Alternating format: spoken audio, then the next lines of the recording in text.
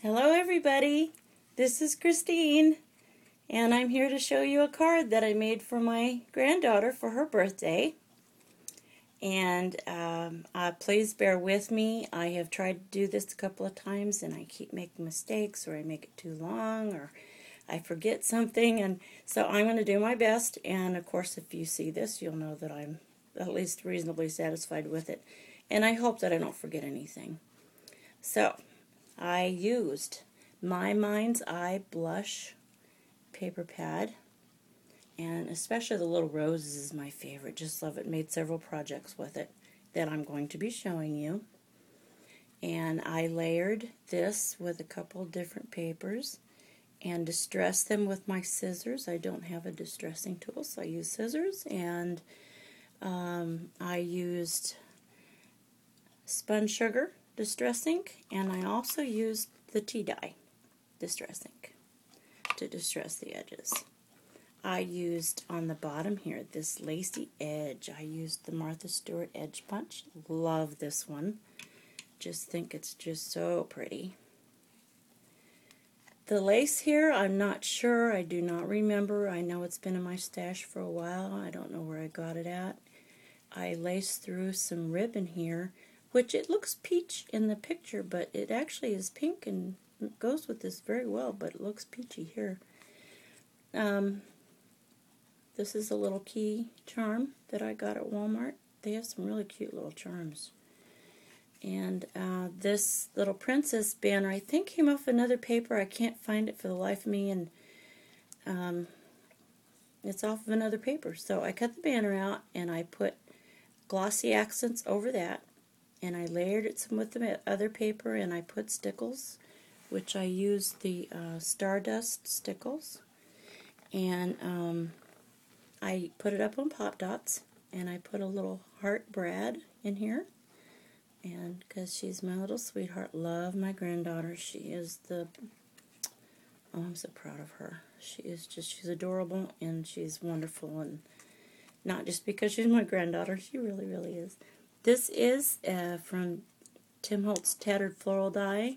I did some paper and lace, and this little one here is from the same die. This right here is from a piece of rose trim. This is a Recollections, I believe it was Recollections, brad that I took the brad part off and glued all the layers together, made my flower. Seam binding ribbon it was white, and I dyed it with the spun sugar distress ink and my homemade glimmer mist. I sprayed it with, sprayed some spray starch, scrunched it up, let it dry, and voila! Love it, love it, love it. Little flower is an EK Success punch that I have, little tiny guy. Made that little flower. They're so easy to do, and they are so cute. Put the pearl in the center, put glossy accents over that, and to hold it down, put stickles around the edges. And, oh, my stick pin. My very first ever stick pin. I love it, love it, love it. It's so cute. I don't have a lot of beads, and my stick pins are kind of short. I want to get me some longer ones. But, oh, it's so much fun. I want to make more. Oh, they're so much fun. And I need to make me a pin cushion. Right now, all I have is my sewing one, and it's not very pretty. And there's so many pretty ones here on YouTube. Oh, I want to make me a pretty one. So I'm going to do that. Now, the inside of the card, here's the inside. I used the Spellbinders Nestabilities Labels 20 die, and I distressed the edges like I did the others, and I put stickles on the edges. The stamp, I got it at Joann's. I do not know who made it. When I first got started doing this last year, or buying my supplies, I didn't know to, keep names of stuff like that. But I'm better at it now, and from now on I will be able to tell you, where I got these different things at. I put 3 strips of paper and distressed them like I did everything else. Oh, on this, I put the Swiss Dots embossing folder, put it through there, and had, Swiss Dots, and then I put tape on the back and smoothed out my dots. I learned a lesson. I won't do that again. But I kind of liked it. I went ahead and smoothed out the rest of the dots so they would all go together. And because everything is distressed, it goes with it. It kind of makes it look a little more distressed, like, it's not perfect. And so that's fine. I decided to keep it because I kind of like it. I just won't do it again. Unless that's the look I'm going after. This came from Michael's, this lace did.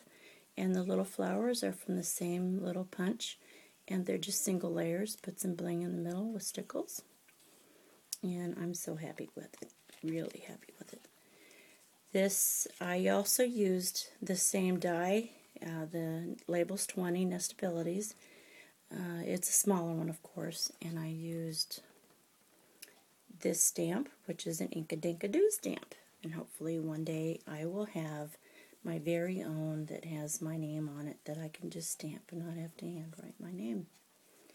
So there's my card, and I also made for her this little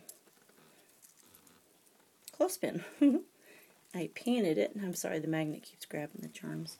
I painted it with Folk Art Vintage White paint, sanded it down a little bit, put some tea dye stain on it. I punched the hole with my crocodile, the small hole, and oh, it just worked great.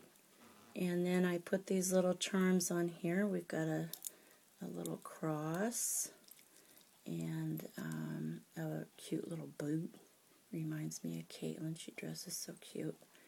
And this little heart that says handmade with love. And this is the same paper line, of course. And it's really easy to do. This idea that I got for this clothespin, I got from LiveLoveScrap. I believe her name is Bona. I hope I got that right. She put feathers and stuff on hers, but that's how I got the idea for the hole. But she used a Tim Holtz drill, which I don't have, and that's why I used my crocodile, and it worked, so that was cool. I also watched the Scrappy Bookworm 1. I don't know what her name is, and I'm so sorry. But she did a cute little video on different things you can make that are inexpensive for gifts and things, and you need to go over to both of these ladies and, check them out because they do some mighty fine things and really pretty good videos. Thank you very much. I hope I, listed everything. I will be doing some more videos. My next video is going to be face-to-face because I like to see people's faces. I want to know who is behind those hands. And so I'm going to do that for you. I wanted to do this back in January for Sybil, but I was moving my craft room, and that turned out to be a lot bigger process than I thought it was going to be. And of course, one thing after another, and I just didn't get it done. But I'm still going to do it, and it's still going to be for Sybil because she has helped me so much. And as she is, I don't have her written down, but she is J-A-N-D